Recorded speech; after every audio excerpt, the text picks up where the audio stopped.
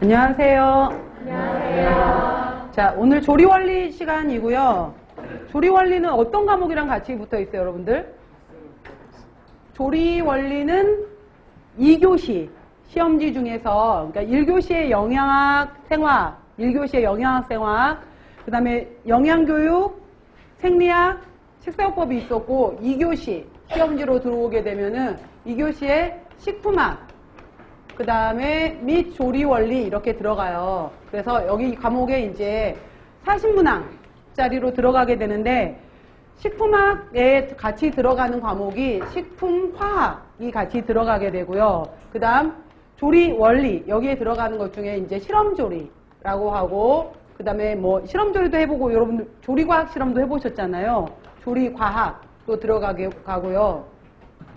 그 다음에 식품 가공도 해보셨죠. 가공이라는 과목도 있었는데, 가공 및 저장학 이렇게 해서 이것들이 다 들어가요. 그 다음에 식품 미생물학, 미생물까지 들어가게 되는데, 그래서 과목이 굉장히 많잖아요. 그래서 식품학 및 조리원리지만은 그 전에, 그러니까 바뀌기 전에도 식품학, 조리원리, 그때는 식품 미생물 이렇게 해서 이제 크게 50문항이었었는데, 그때도 보면은 식품학 문제가 22문제 정도, 그 다음에 조리원리 문제가 22문제 정도, 그 다음에 이 식품 미생물학 쪽에 해당이 되는 문제가 6문제에서 작게는 6문제, 많게는 10문제 정도까지 나와요. 근데 미생물 파트 같은 경우에는 6문제, 10문제, 아마 이제 지금 정도는 5문항 정도가 나올 텐데, 이 5문항 때문에 이 과목을 공부하기가 양이 너무 많은 거예요. 그래서 미생물 파트는 아마 따로 과목이 없어요. 강의를 하진 않는데, 미생물 같은 경우에도 크게 이제 뭐 미생물을 분류하는 것이 나오고, 그 다음 미생물의 이제 성장과 관련된 생식 인자라든지 이런 게 있고, 그 다음에 발효라든지, 그 다음에 부패라든지 미생물 실험 이런 쪽으로 해서 물어보게 되는데, 분류 같은 경우에는 뭐 곰팡이, 효모, 세균, 그 다음에 이제 바이러스 이런 식으로 나오거든요. 그래서 이게 이제 식품학 조리 원리 파트에서 조리 원리하고 더 많이 비슷해요. 그래서 제가 중간중간에 특히 이제 이 발효 부분이 나오게 되면은 유제품류의 발효, 유제품의 발효, 그 다음에 장류의 발효, 그 다음에 김치의 발효, 이런 부분에서 이 발효 파트에서 미생물 이름들을 제가 간단하게 언급할 거예요. 그러면은 여러분들이 그냥 그 정도 이름들에 관련된 것은 김치에 관련된 균주, 그러니까 뭐 예를 들어서 다음번에 얘기하겠지만은 락토바실러스 플란타럼 뭐 이런 식으로 제가 이제 균주 얘기를 하게 되면은 아, 이 정도 이름은 외워야 되는구나. 그러니까 연결시켜서 같이 그 정도는 여러분들이 정리를 하시고요.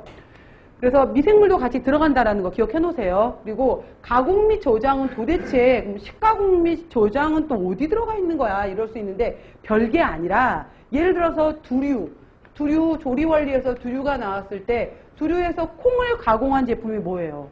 두부. 두부 문제가 나온다든지 우유에서 우유를 응고시킨 것이 뭐가 되는 거예요? 치즈. 그런 문제예요. 그러니까 뭐 전혀 다르게 가공 및 저장학까지 들어간데 이게 아니라 뭐 치즈 문제, 버터 문제, 두부 문제를 이런 식으로 이제 가공 및 저장학이라는 이름을 붙인 거구나라는 정도로 보시면 되는 거예요. 그래서 식품학, 조리원리, 이제 미생물 이렇게 들어가게 되는데, 특히 여러분들이 이제 조리원리 같은 경우에는 그나마 쉽게 생각을 했었어요, 지금까지. 그래도 조리는 쉬운 거 아니야? 라고 하는데 조리 쉽지 않아요, 여러분들. 그러니까 시험으로 들어가는 과목들이 쉬운 건 하나도 없잖아요. 사실 쉬운 건 없는데 조리원리 같은 경우에가 이게 조리 과학에 가까워요, 과학. 그러니까 단순하게 들어가는 것이 아니라 과학적인 기전을 가지고서 들어가는 거기 때문에 오히려 식품학 베이스가 없으면은 문제 풀기가 굉장히 어려워요. 그래서 식품화학, 여러분 별로 좋아하진 않죠. 식품학, 생화학, 생리학, 굉장히 머리 아파하는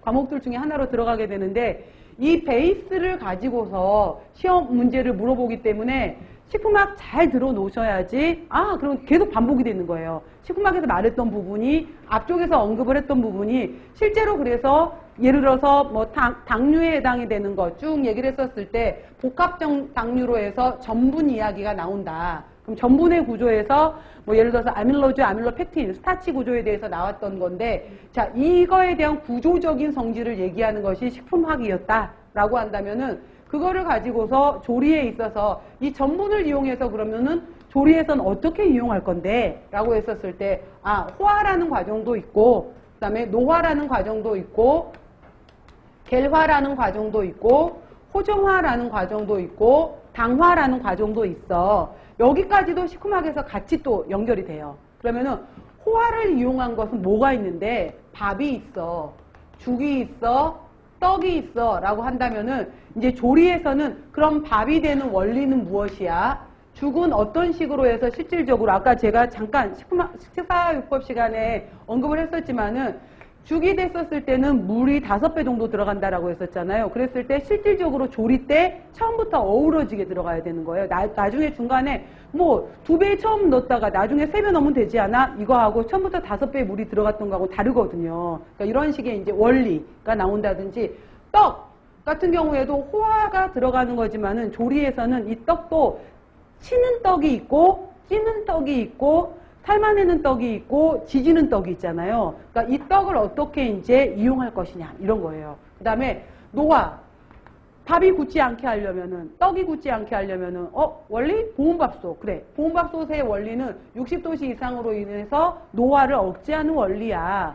햇반 뭐 여러 가지 아예 떡을 양이 굉장히 많아. 그럼 처음부터 냉동을 해버리는 방법도 있겠죠. 뭐 이런 식으로 해서 이제 노화를 억제하는 원리를 배운다든지 겔레이션, 겔화라고 한다면은 겔이라는 개념을 알고 있어야지 이제 겔화라는 개념이 나오게 되는 건데 겔레이션은 뭐야? 엉기는 거야. 그러면은 전분을 이용해서 겔레이션이 일어난 것은 겔화 과정은 도토리묵, 메밀묵, 청포묵, 묵이 만들어지는 과정이구나.